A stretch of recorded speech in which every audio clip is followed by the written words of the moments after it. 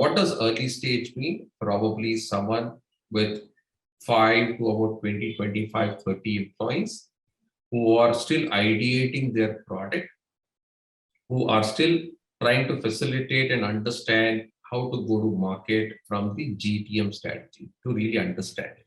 And that is where the founders.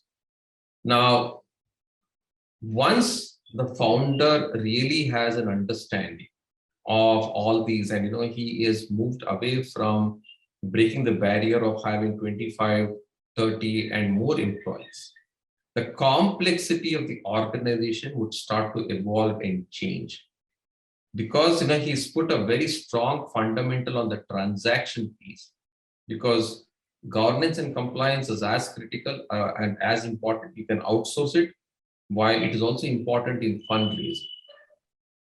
Okay? So hence, in that context, your governance and compliance is very important. So that's taken care of. Then in scale, either the HR practitioner, who's been in the organization performing transactional tasks, has the ability to move up to perform much larger tactical roles by partnering with the business leaders and founders to get them perspective on what they need, requirements are. Now here too, this is the time while the organization is start to put in place some of the policies, procedures and practices. Okay. Now the culture is in the forming stage, and the founder is still discussing and talking about compensation and benefits and very fluid, agile org design, and also from the talent acquisition point of view, it is probably getting to a state of maturity, because by the time they are 25 to about 60, 65, 70 employees, you need to have a well-oiled process to go back and attract that, right? So that is the center piece, which is the tactical piece, and that's where the founder would go back and either promote the person who is joined in very early with him performing talent acquisition and transactional role to tactical, or if he finds gap within the organization in partnering. Now earlier, like you said, in transactional, it was largely focused on data, number, and service part of it.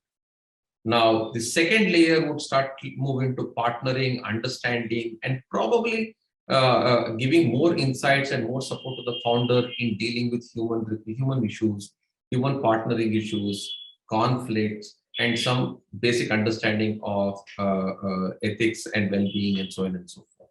Right? So that is the evolution of human resources in the in startup.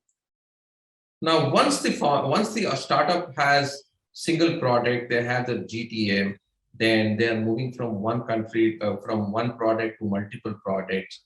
The organization start to swell, which means from probably in early stage, you probably will have 3 functions, which is technology, product, and marketing. Right?